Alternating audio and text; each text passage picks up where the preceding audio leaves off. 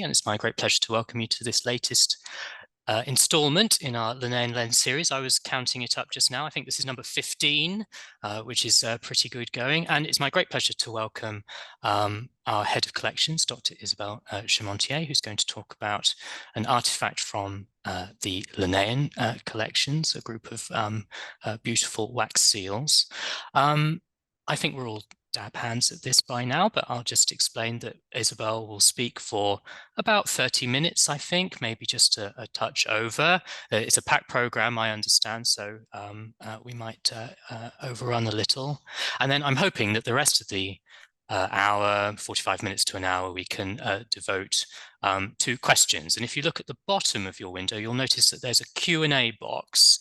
If you have any questions that spring to mind during the course of the talk, just pop them into that Q&A box for us, rather than the chat box. It's much easier for us as the admins to pass the questions and make sure that everybody gets a chance to speak if you use that Q&A box. That would be greatly appreciated. So without any further ado, I'll hand over to Isabelle. Thanks, Will. And I was just looking through the list of participants just to check whether people attending today are familiar with the Linnean Society and whether I should give my little spiel about introducing the Linnean Society. But so there are a few unfamiliar names, so I will anyway, and apologies to those of you who all know about the Linnean Society. But if you don't, we were founded in 1788 by a botanist by the name of James Edward Smith, who founded the Linnean Society when he bought the Linnean collections the collections of the Swedish naturalist Carl Linnaeus. So it was founded as a Linnean Society with its own collections, which grew from this core collection of the Linnean collections to include Smith's own collections and then the collections of all of our fellows. We have a library. And then also there were regular meetings to discuss scientific ideas related to natural history. And some of these papers were then published in our journals. And I think the seals cabinet, the reason why I'm introducing the history of the society is that the seals cabinet kind of mirrors this kind of incremental addition to collections, as we'll see in a minute. This Linnean Lens, so as Will says, this is our 15th edition of it. We started it in lockdown. We use a combination of PowerPoint and an external camera to show a specific item from our collections. And the beauty of Linnean Lens is that it has really attracted further research because a lot of the time we present an item from our collections which we've researched specifically for Linnean Lens, but we're not entirely familiar with, and it's a good way to kind of put that object out there. And then we have had scholars coming in then for further research. An example is there was a Linnean Lens presented by the archivist Liz McGow and our conservator Janet Ashdown on a manuscript from an 18th century physician called Frank Nichols, which had been really damaged during the Second World War and is rich with lots of illustrations. I have it here because it incited a scholar to come and look at these illustrations and match them with various printed books, early modern printed books. And this was some of the results were published in our latest Fellows magazine, the Linnean. So I am hoping that this Linnean Lens may also attract a researcher to come and undertake more research on our seal cabinet, because when I started researching this talk, I thought this was going to be very straightforward. I knew that the cabinet had been put together by our founder, James Edward Smith, and I thought that most of the seals that it contained were from the Linnean Correspondence, so the letters that were mostly received by Carl Linnaeus in the course of his career throughout the 18th century.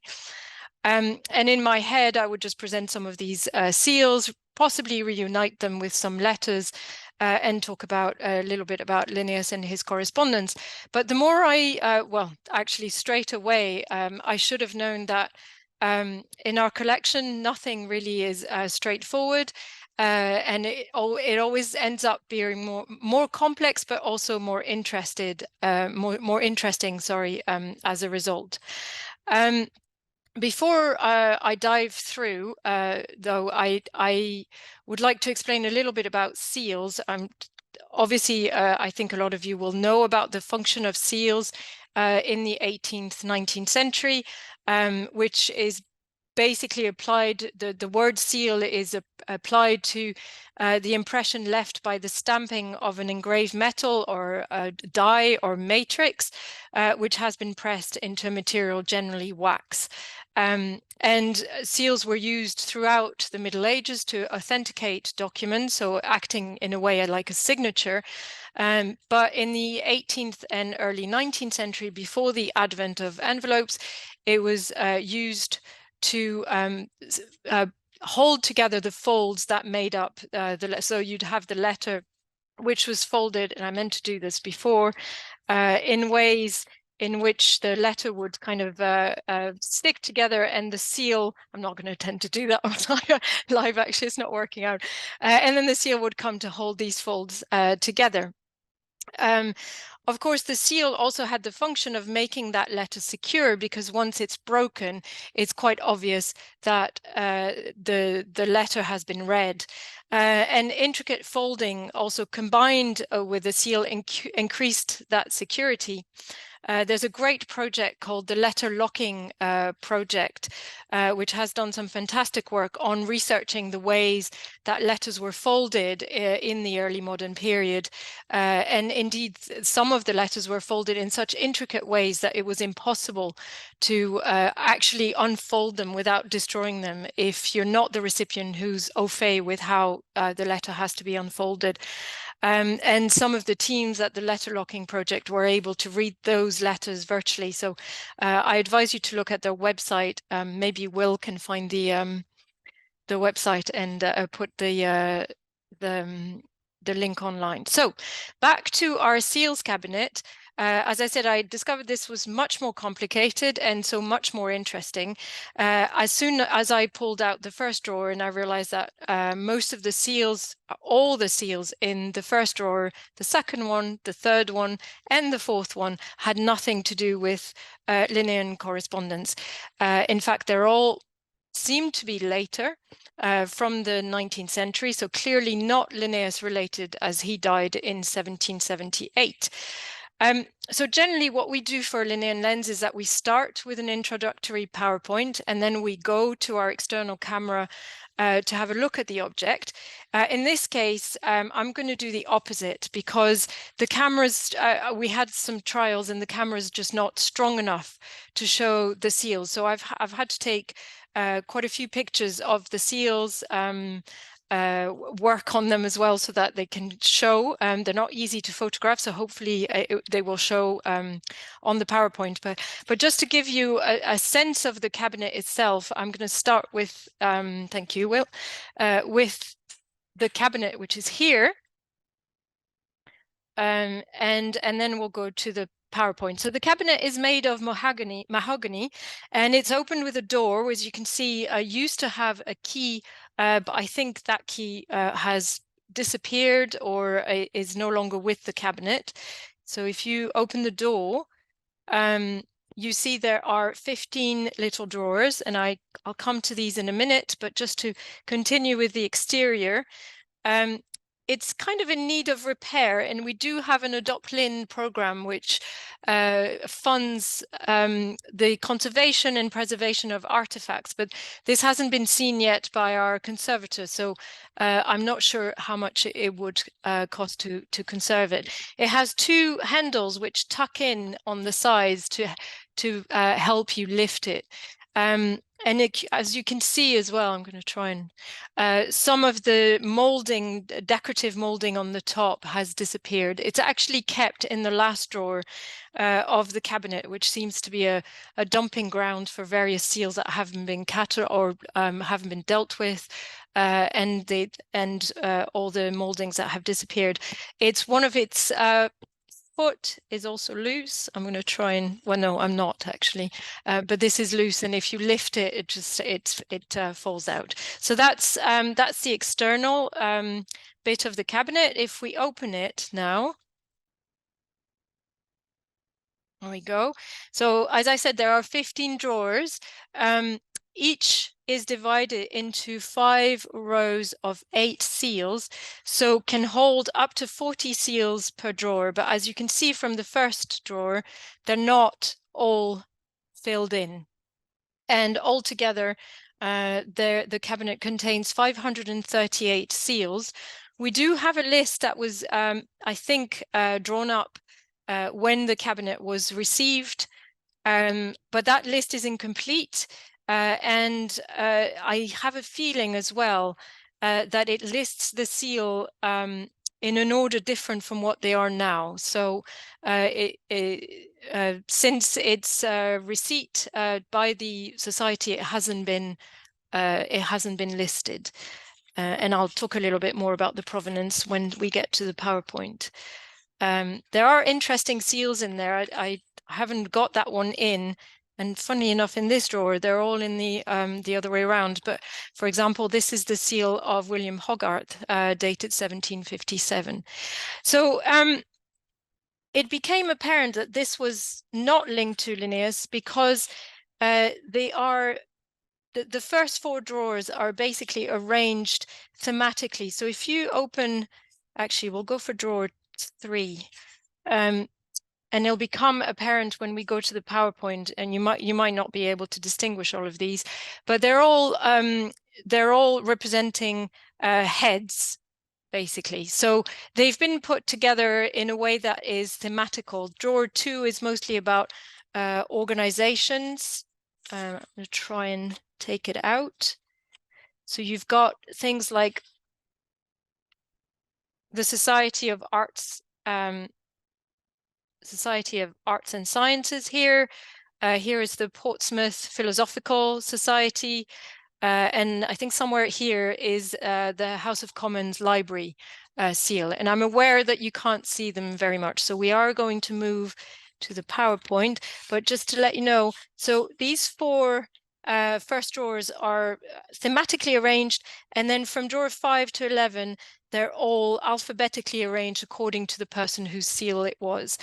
We go back to a thematical arrangement, which is later in the last, the penultimate 2. And then, as I said, the last drawer is full of odds and ends, including some of the molding. Okay, so as much as I enjoy showing you this, I think we're going to have to go for the PowerPoint now. So let me just share it.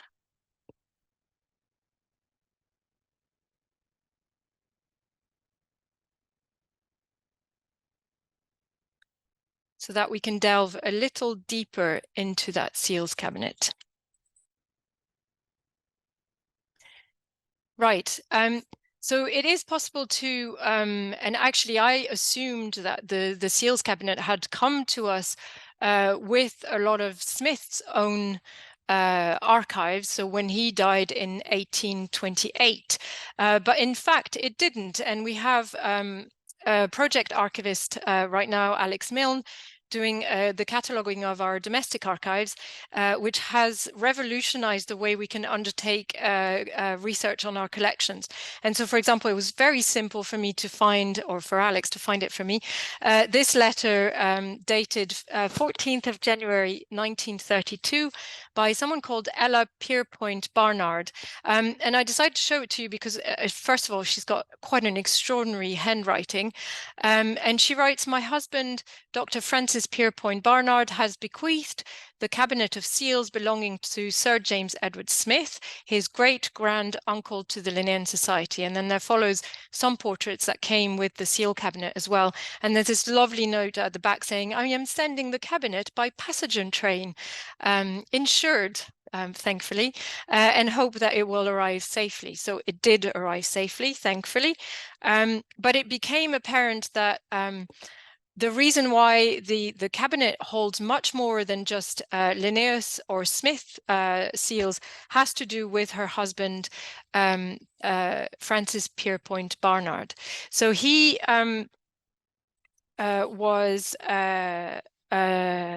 interested, he was a historian, a numismatist, so interested in coin, and an archaeologist. He acted as an honorary curator for the coins and medals at Oxford University, and he left all his cases of coins, medals, and pictures and books to the Ashmolean Museum.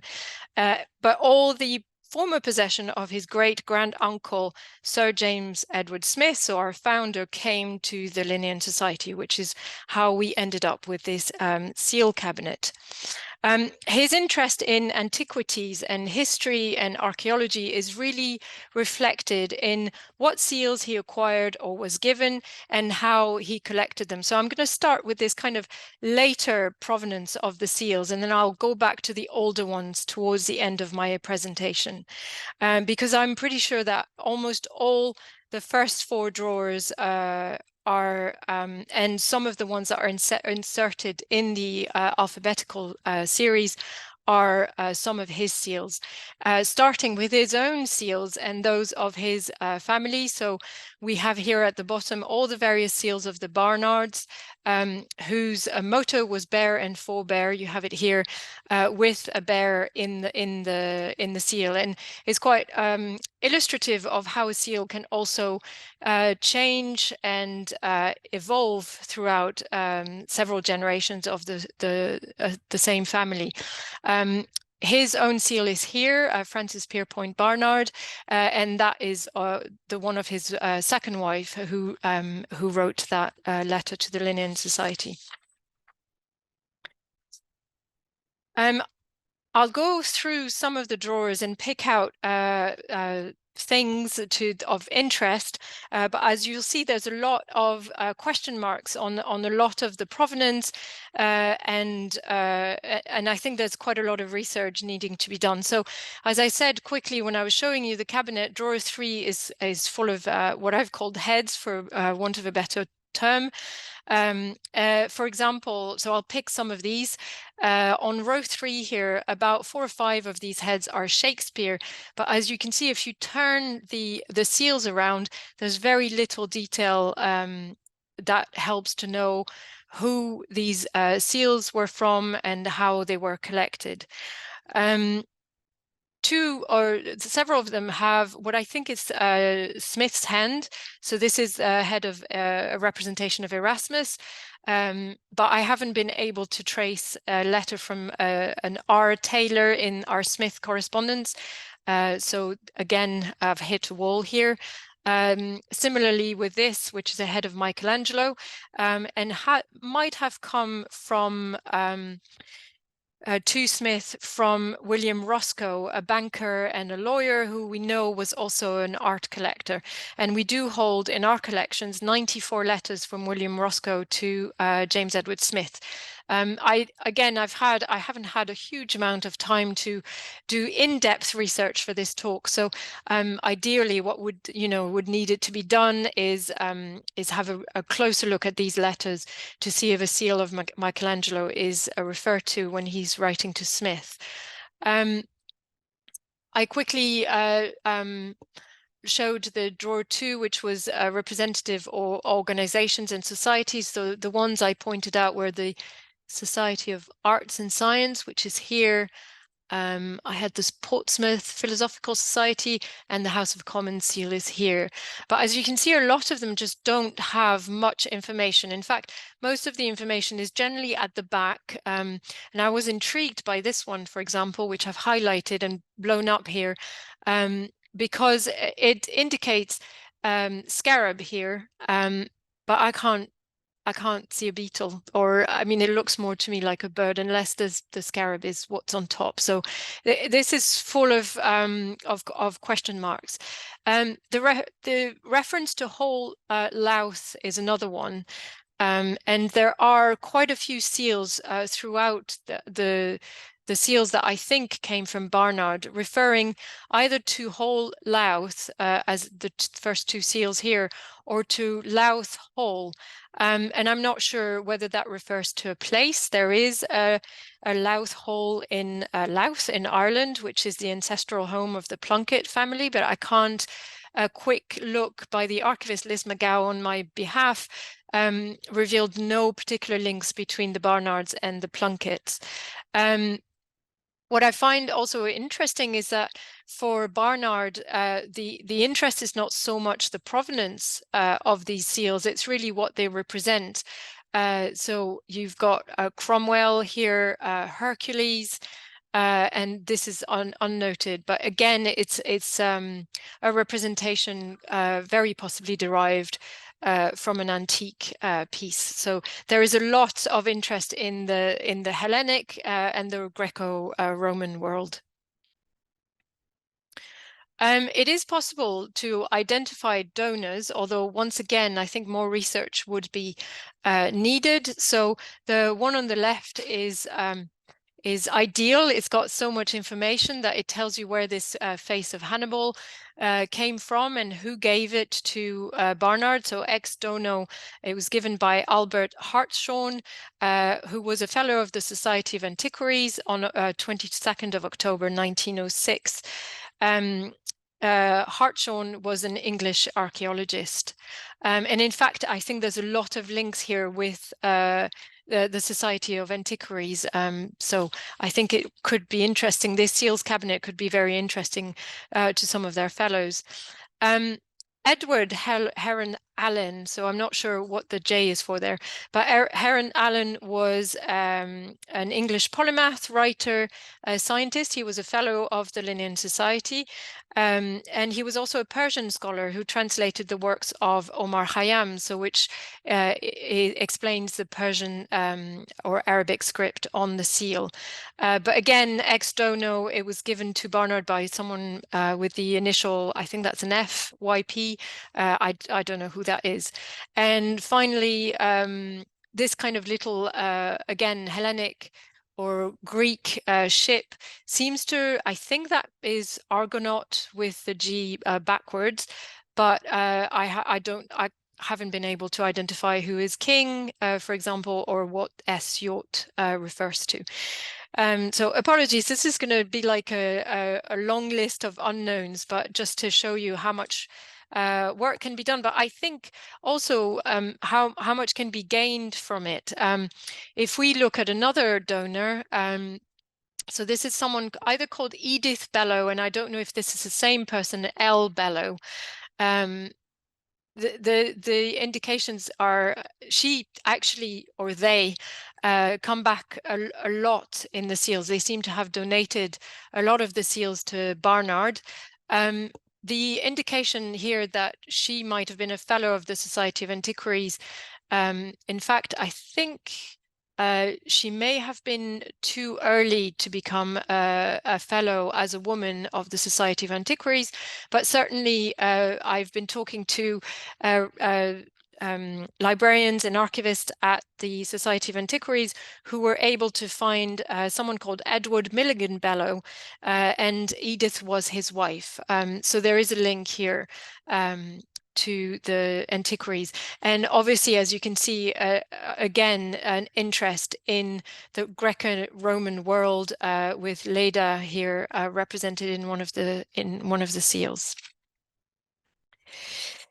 And finally, because Barnard was a scholar, we find quite a lot of references throughout at the back, which again are interesting because they refer to the image that is present in the seal, but not to the function of the seal itself and who might have given to him. This is an interesting one. That is Smith handwriting. I don't know who S. Harper was, but clearly this is linked to the British Museum in 1768. Barnard's own note about this is that it reminds him, or he refers to the Strozzi Medusa and refers to, and this is a bibliographical reference to Seifert 247. And Oscar, if you go in and check Seifert, he wrote a Dictionary of Classical Antiquities in 1901. And this is page 247, where you can see this is where he gets his reference. And that refers, this little gem here refers to the Strozzi Medusa gem, which was acquired by the British Museum. This is an antique piece dating from 50 before Christ. But it was acquired in the British Museum in 1860. 1768, which is a full century after this seal. So the reference here doesn't kind of match up with the age of the seal itself. So again, something to untangle.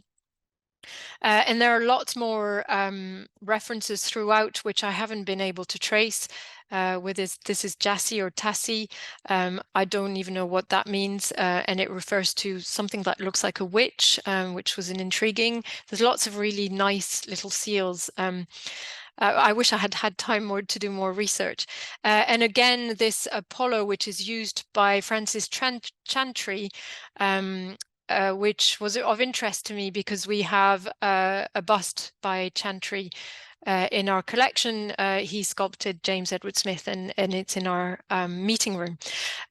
So 2 seals from Chantrey, but again, Barnard is more interested in the fact that it's an Apollo, and he refers to an antique held in the British Museum.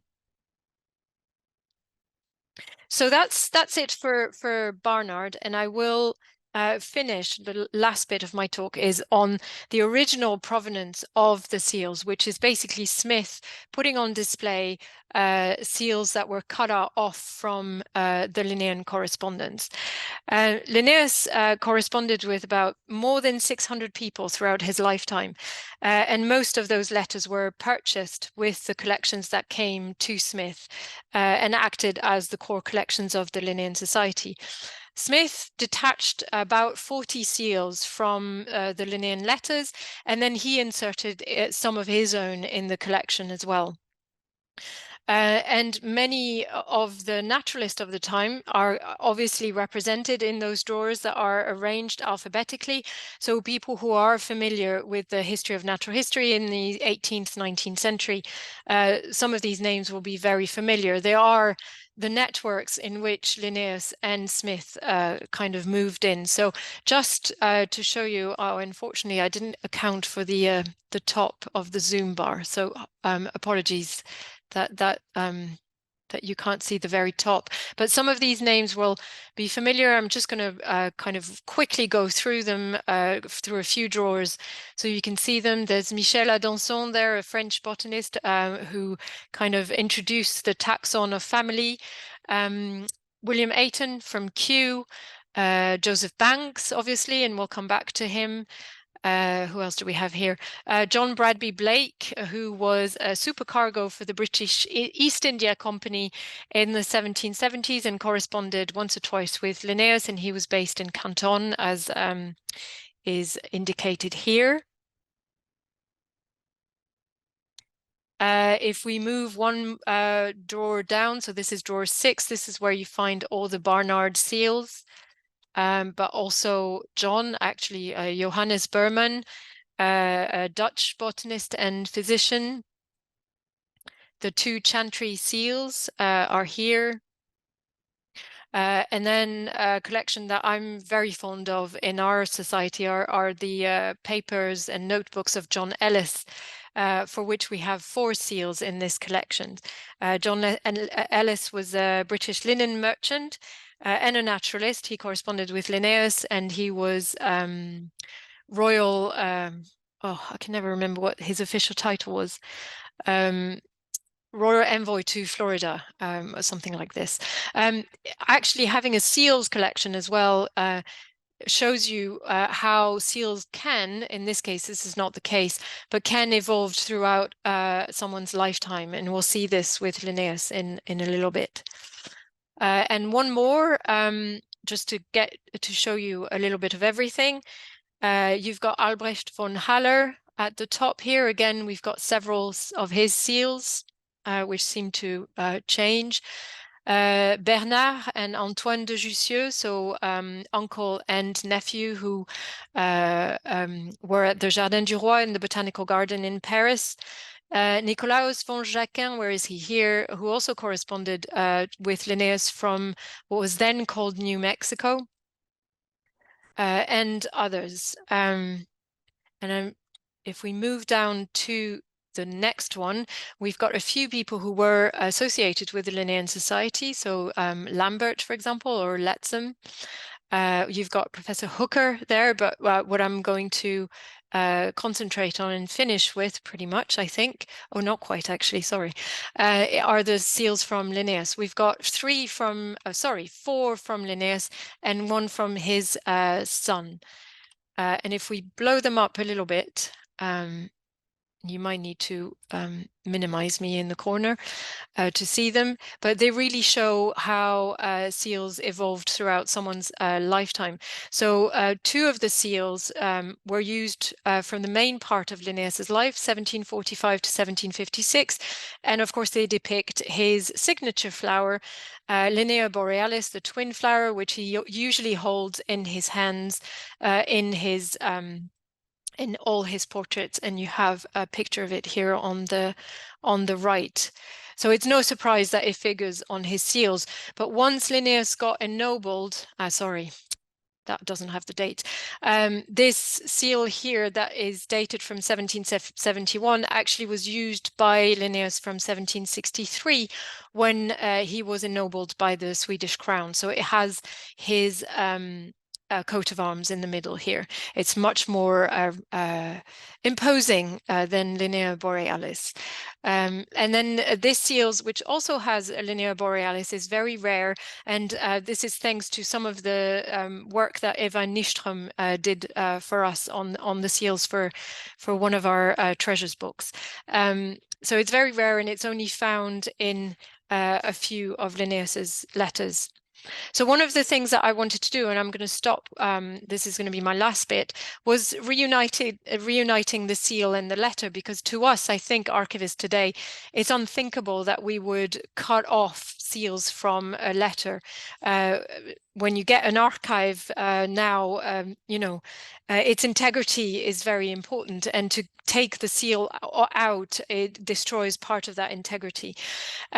So let's just have a look at one of these instances.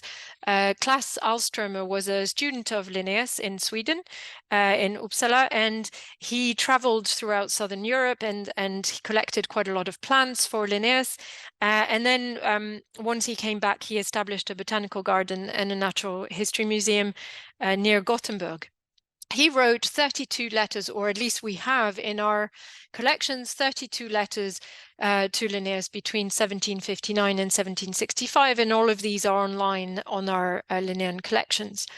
And we have one seal in the seal cabinet that is related to Alströmer.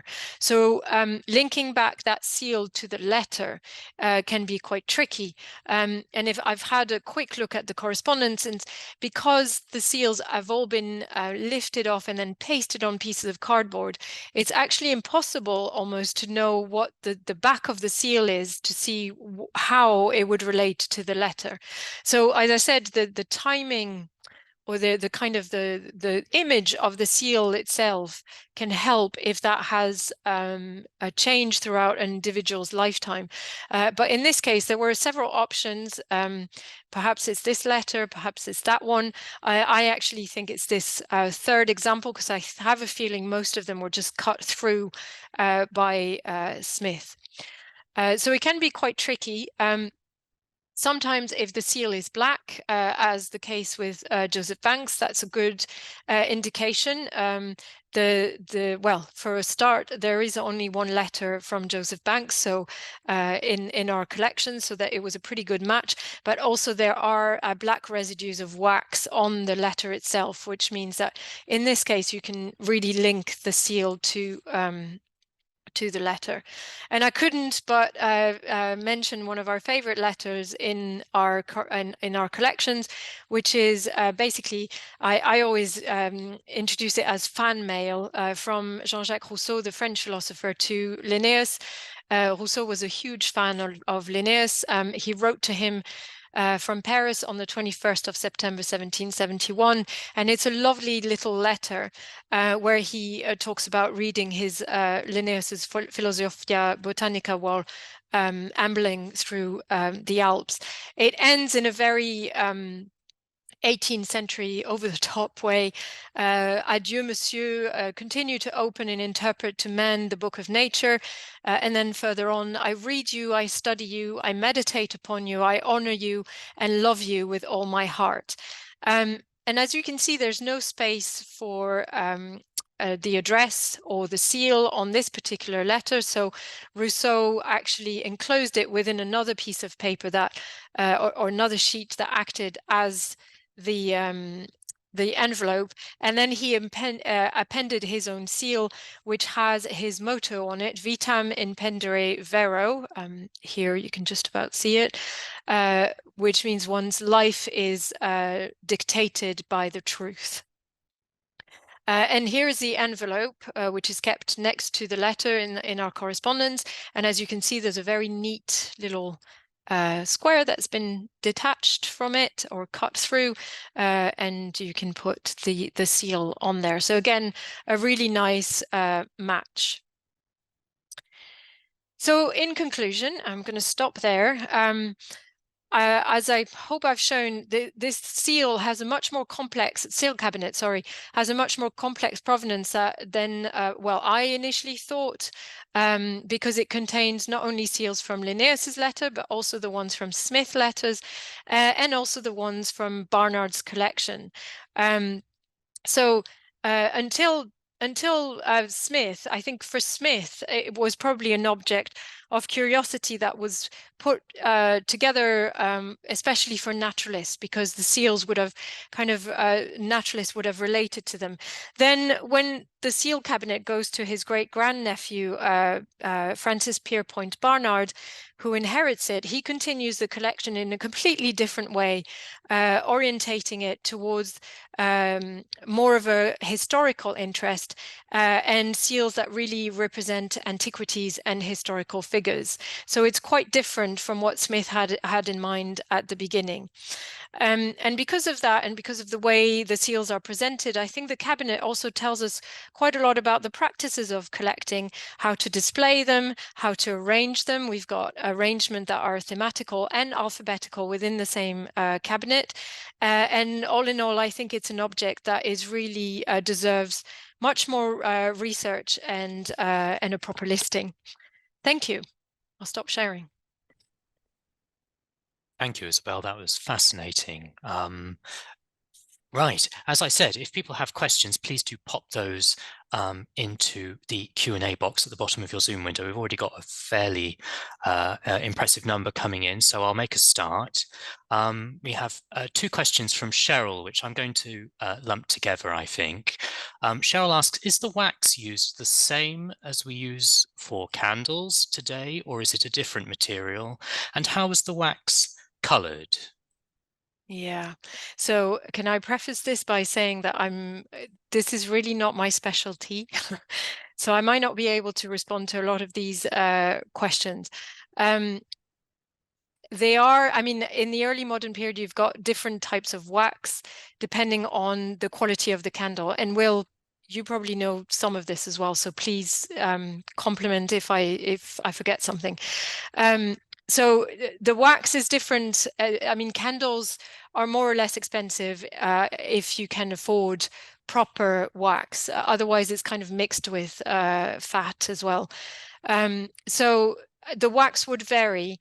And how it compares to today's wax, I'm not sure I can reply to that. But certainly it tends to be wax from candles. And so the quality of them would vary. How that might influence how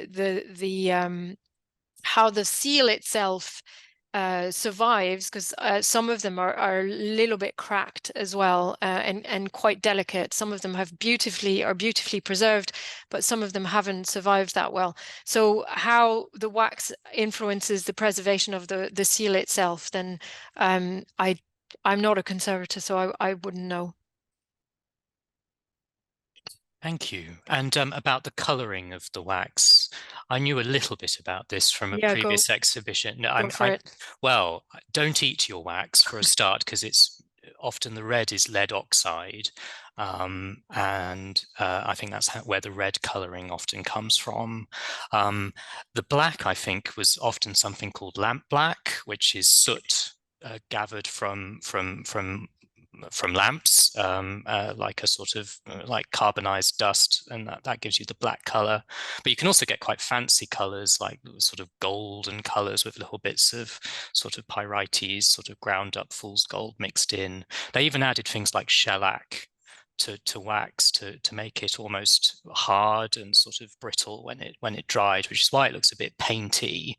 I think Cheryl mentions in one of her questions further down that it looks almost like paint, and I think that's evidence of wax that's been sort of mixed with something else that hardens as it dries. Yeah. Can I just say also my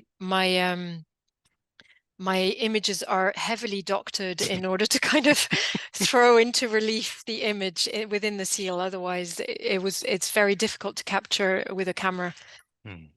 Sorry. Scott, welcome back, Scott, asks, why are some of the seals square or octagonal? Were they trimmed into those shapes? Is that a practical decision, or is it aesthetic, symbolic, I suppose is the subtext there, maybe?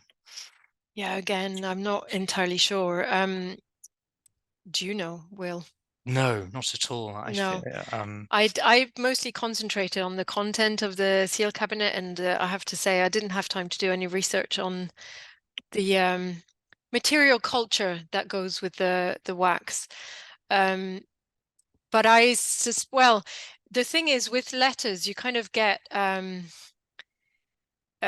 most of them around, but you get a wax dripping all over the letters. So often there'll be drips of wax. So I suspect that when the seals were extracted, there are some letters where you still get a remainder of some of the rest of the seal on the letter, which hasn't been extracted with the seal. So the way the seal is extracted to fit within the seal cabinet, it also dictates how it looks now in the seal cabinet, which is not how it would have looked on the letter itself. Joachim asks, how many, if any, of the seals can be linked to specific letters? You sort of covered that towards the end. It's a tough exercise, that it's one. Quite tricky. Yeah. My gut feeling, and I haven't gone through all the seals, but from the few I've seen, is that I suspect that Smith, when he extracted the seals from the Linnean Correspondence, actually used scissors. And there's quite a lot of letters that are cut through. So that it might be quite easy to link seal with letter if that's the case. I don't think they were just kind of ripped off. I have a feeling, but as I said, because they're pasted on cardboard, we can't see what's at the back. And that hinders the process of kind of identifying which letter, I think. So sorry, it's an unsatisfactory answer. But I think it would be, with a bit of research, it would be possible to match letter with seal.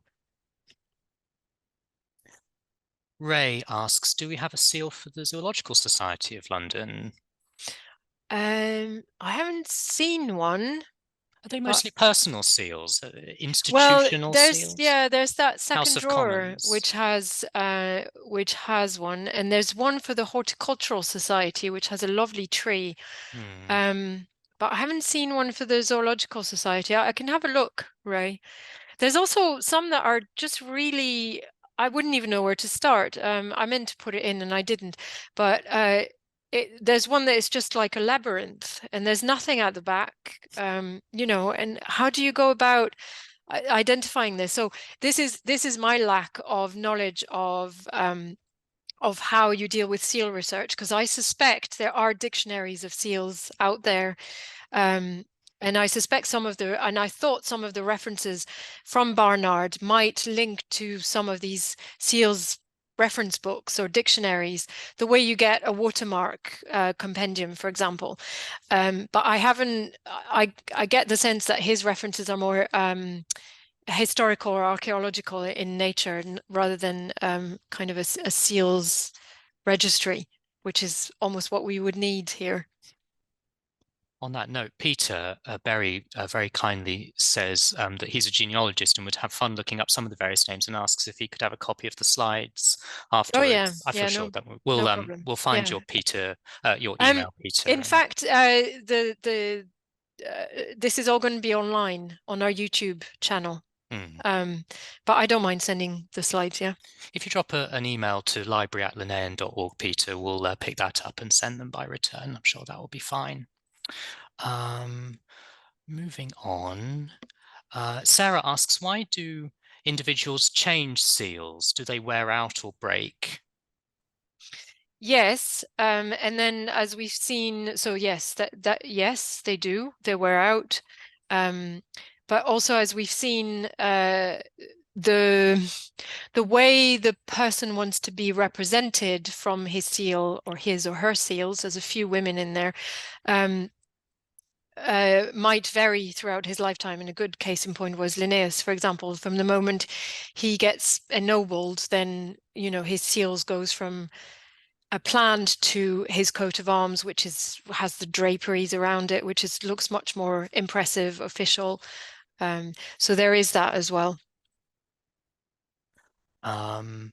There's a few people making references to particular examples that you teased out during your presentation. Perhaps you could follow those up later on. Gina, though, asks, does the use of black sealing wax relate to a death in the family, either the sender or recipient? Yeah, that's a good point. I don't think the letter from Joseph Banks does, but I'd have to have a look. Scott also backs up my suggestion about the lead oxide and the lamp black for the colours. And Gina notes that there was special sealing wax produced for sealing letters, and there should still be some around in the Society's collections, apparently. Well, yeah, she's probably right, because I was intrigued to see if we had any of the dyes or the matrix left, especially for Smith, for example. And we do have some seals kept separately in our artifact cabinet. They were listed by our curator of artifact, Glenn Benson. I haven't had time to have a look at them, and there didn't seem to be anything related to that particular seal cabinet. So I think there's more research to be done on seals at the Linnean Society and what we hold. There's more in the cupboards.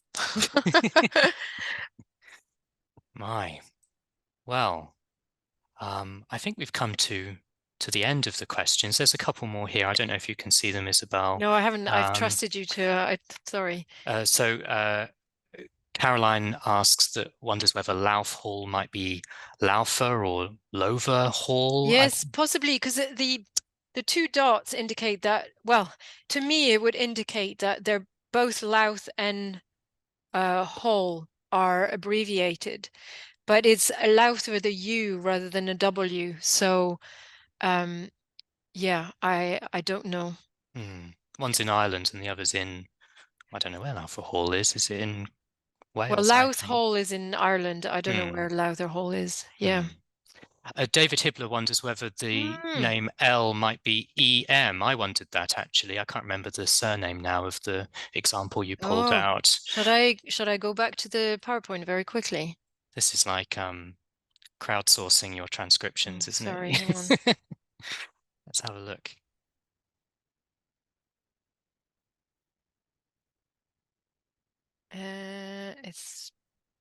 Oh, you're right. EM, that's a good shout, I think. Yeah. Hello. No, look, there's the two dots. I completely overlooked that.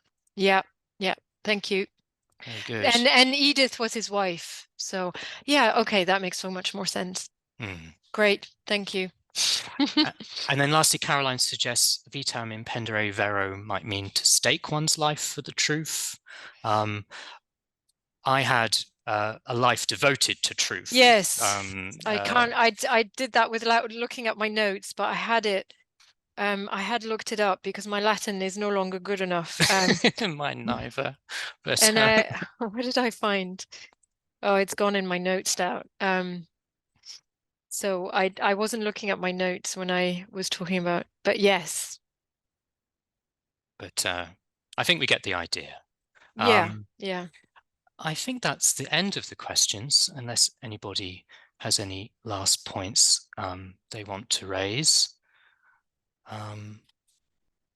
Otherwise, it just remains for me to say thank you so much, Isabel. That was a really interesting talk. I hope it provokes more interest in the seals collections. I certainly feel that it's something I didn't know a great deal about before listening to this talk. And if anyone's able to come and spend some time with those objects and shine a little bit more light on them, then that would be wonderful. There is a beautiful object, you know, when we go on our treasures tours, and people often ask, what's this sort of beguiling mahogany box sat on the table, and then there's this sort of Aladdin's cave moment where all these wonderful seals come out. It's a lovely thing. Apart from that, it just remains for me to say thank you so much again.